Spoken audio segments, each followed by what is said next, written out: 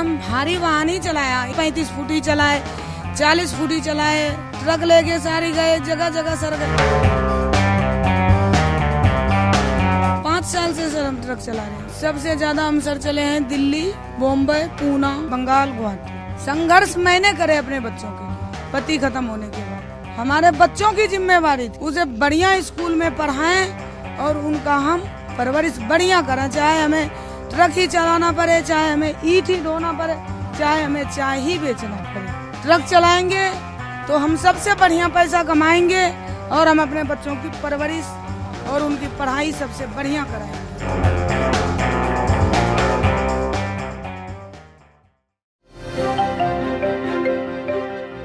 दोस्तों, जब ट्रांसपोर्ट के कारोबार में, ट्रक के ट्रांसपोर्ट के कारोबार में ड्राइवरों की कमी हो गई है, क्या आप उस समय में ये सोच सकते हैं कि एक महिला ट्रक ड्राइवर यूपी से असम तक, दिल्ली से गोवा तक लोड करके ट्रक को खुद चलाकर ले जाए? जी हाँ, हम आज बात करने जा रहे हैं कि ऐसी महिला ट्रक और बस ड्राइवर की जो मिसाल है पूरे ट्रक ट्रांसपोर्ट के कारोबार के लिए, बस ट्रांसपोर्ट के कारोबार के लिए। विदेशों को लेकर तो हमने बहुत सारे ऐसे वीडियोस देखे होंगे, खबरें पढ़ी होंगी जहां पर महिलाएं ट्रक ड्राइविंग करती हैं, लेकिन भारत के अंदर इक्का दुक्का ऐसी एग्जाम्पल कभी कभी आती हैं। उसमें एक प्रियंका शर्मा का भी अब नाम जुड़ गया है। प्रियंका शर्मा की जो पूरी स्टोरी है, जो संघर्ष है, उसके बारे में आज हम आपको बताएंगे इस ग्राउंड रिपोर्ट के अंदर कि किस तरीके से वो ट्रक ड्राइवर बनी और अब सरकारी बस ड्राइवर बनी है। पूरी कहानी उनकी बताने की कोशिश करेंगे आज की इस खास ग्राउंड रिपोर्ट में, एक छोटे से कमर्शियल के बाद। ट्रक हो या बस, टैक्सी हो या ऑटो, छोटा हाथी हो या पिकअप, इन सब का बीमा सिर्फ और सिर्फ ट्रांसपोर्ट मॉल से। बस गाड़ी की आरसी और पुरानी बीमा कॉपी ट्रांसपोर्ट मॉल ऐप में डालें या 90-831-90-831 पर व्हाट्सएप कर दें, तो गाड़ी का बीमा सिर्फ और सिर्फ ट्रांसपोर्ट मॉल से।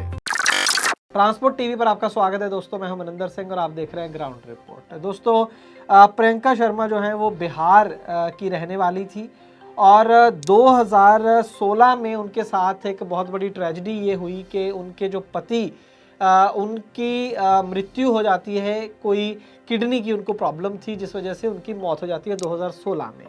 और एकदम से आप समझ सकते हैं कि हमारे देश के अंदर महिला अगर कोई जॉब नहीं कर रही है, नॉर्मल परिवार है और पति की डेथ हो जाए और परिवार में कमाने वाला कोई नहीं है तो क्या हालात हो जाते हैं। और इनके 2 बच्चे भी हैं, 2 बेटे हैं, तो उनका जो पालन पोषण था उसका जिम्मा भी प्रियंका के ऊपर आ गया। तो जब बिहार के अंदर कोई रोज़गार वगैरह नहीं मिला तो ये वहाँ से पहुँची दिल्ली, जहाँ पर इनके माता पिता रहते थे शालीमार बाग में। तो वहाँ पर कोई काम धंधे की तलाश में ये वहाँ पर पहुँची। तो वहाँ पर 1 साल तक उन्होंने 1500 रुपये महीना की नौकरी करी, किसी बर्तन बनाने वाली फैक्ट्री थी, वहाँ छोटा मोटा कोई काम करा। लेकिन साल बाद उनको लगा कि नहीं, इतने पैसे पर्याप्त नहीं है, मैं अपने बच्चों की जो है परवरिश नहीं कर पाऊँगी। तो उसके बाद उन्होंने एक चाय के ठेले पर काम किया, 6 महीने साल वहाँ पर लगाए, तो वहाँ पर भी कोई बात नहीं बनी। तो इसके बाद प्रियंका पहुँचती हैं ट्रांसपोर्ट नगर दिल्ली। जी हाँ, और वहाँ पर संजय गांधी ट्रांसपोर्ट नगर के अंदर एक ट्रांसपोर्टर है इंद्रजीत चड्ढा जी।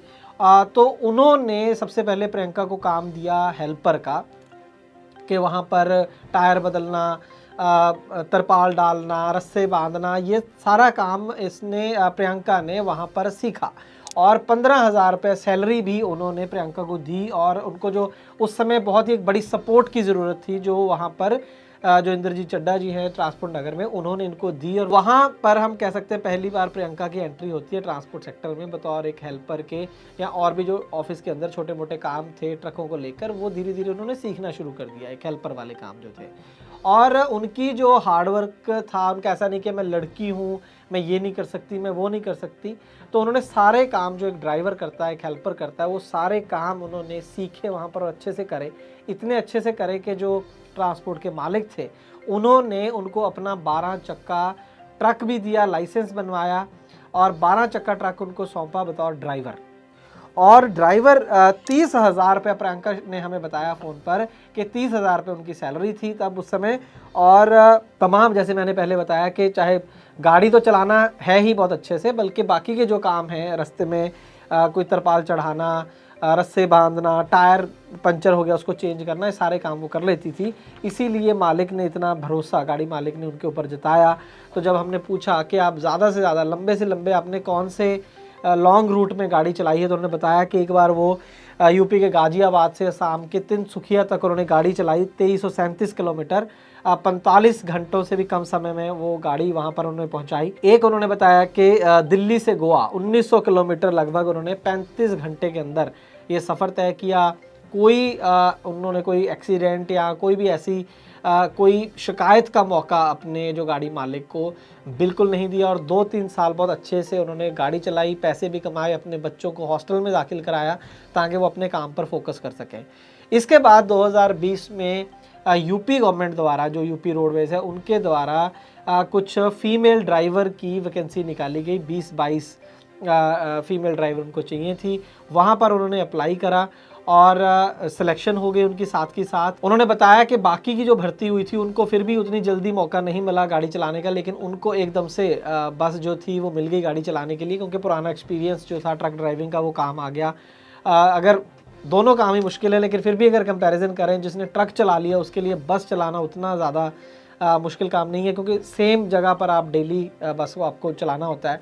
ट्रांसपोर्ट मॉल ऐप से गाड़ी का बीमा सस्ता भी और जल्दी भी, तो अभी डाउनलोड करें ट्रांसपोर्ट मॉल ऐप। हालांकि उनकी भर्ती तो हो गई है, यूपी गवर्नमेंट में सरकारी नौकरी है, लेकिन अभी फ़िलहाल उनको सिर्फ 6000 रुपये मिल रहा है, क्योंकि अभी उनका जो हैवी का लाइसेंस बना है उसके जब 2 साल पूरे हो जाएंगे, कुछ ऐसा प्रावधान है, उसके बाद उनको पक्का किया जाएगा, पूरी सैलरी मिलेगी। फ़िलहाल 6-7 हज़ार रुपये मिलता है, जिससे उनका गुजारा नहीं होता है, तो बीच बीच में वो कभी कभी ट्रक भी चला लेती हैं ताकि उनका गुजारा हो सके। सबसे पहले तो एक बहुत अच्छा यूपी गवर्नमेंट की भी यहाँ पर अप्रिशिएट करना होगा कि उन्होंने मौका दिया, फीमेल ड्राइवर्स को मौका दे रहे हैं।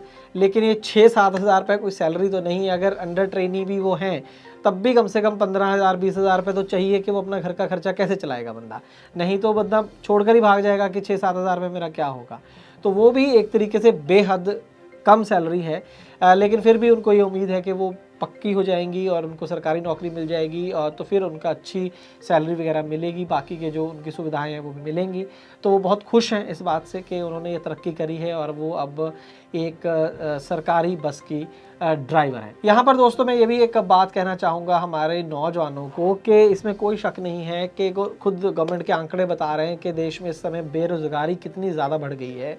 जॉब्स नहीं हैं, कम पढ़े लिखों के लिए भी और ज़्यादा पढ़े लिखों के लिए भी जॉब्स की बेहद किल्लत है। लेकिन इसके अंदर हमें ये भी देखना चाहिए कि बहुत सारे जो नौजवान हैं वो इसलिए काम नहीं करते हैं कि ये मेरे लेवल का काम नहीं है, मैं तो बहुत उम्दा आदमी हूँ और मैं ये वाला काम कैसे करूँ। तो इस चक्कर में ही बहुत देर बेरोज़गार रह जाते हैं। थोड़ा नीचे स्तर का काम होता है, वैसे कोई स्तर नहीं होता है, काम होता है, लेकिन हमारी सोच में होता है ऐसा, तो हम वो काम नहीं पकड़ते हैं और फ्री रहना, बेरोज़गार रहना हम कबूल कर लेते हैं, वो गलत है। अगर आपको लगता है कि आप यहाँ हैं और यहाँ का काम नहीं मिल रहा, तो आप यहाँ का काम मिल रहा है तो वो कर लीजिए, वो उसको करते रहिए, जब यहाँ का मौका मिलेगा तो यहाँ आ जाइएगा। तो काम करते रहना चाहिए, कोई भी काम हो धीरे धीरे ही आदमी उसमें तरक्की करता है। आप देखिए कि 1500 रुपये में बर्तन जो है उसमें फैक्ट्री में काम करने से लेकर ट्रक चलाने तक और सरकारी नौकरी तक का ये सफ़र 4-5 साल में जो तय किया है प्रियंका शर्मा ने, वो लाजवाब है। सल्यूट है उनको, दाद देते हैं उनकी काम की, उनकी हिम्मत की।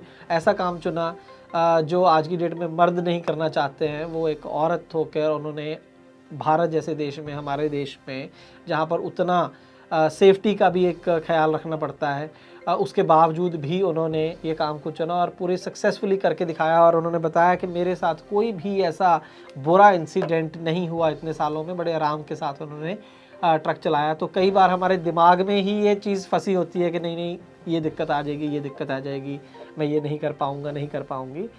तो जो करते हैं, जब आप हौसले के साथ चलते हैं, तो कई बार आप देखेंगे कि जो डर आपने सोचे होते हैं वो तो होता ही नहीं है वहाँ पर।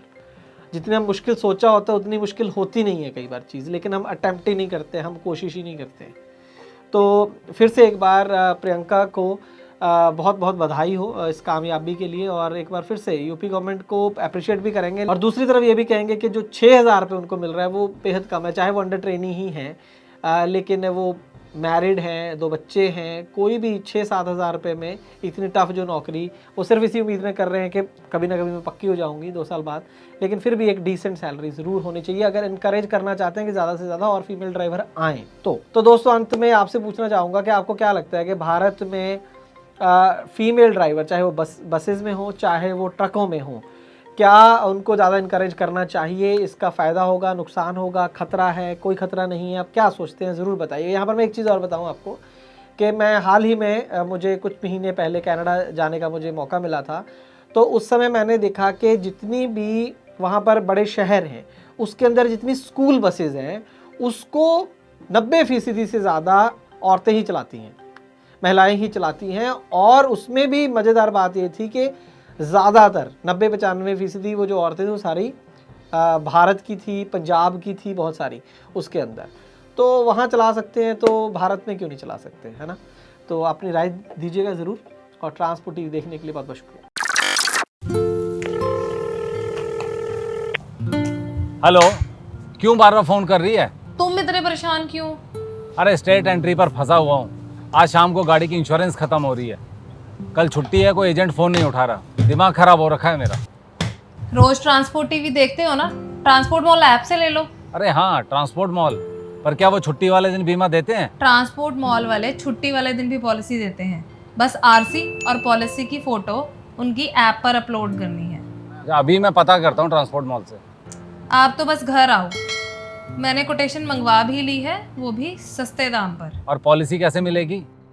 पेमेंट करने के आधे घंटे में पॉलिसी तुम्हारे मोबाइल पर आ जाएगी। अच्छा, मेरी स्मार्ट बीवी, तो चल पेमेंट भी कर दे। कर दे नहीं, गूगल पे कर भी दिया।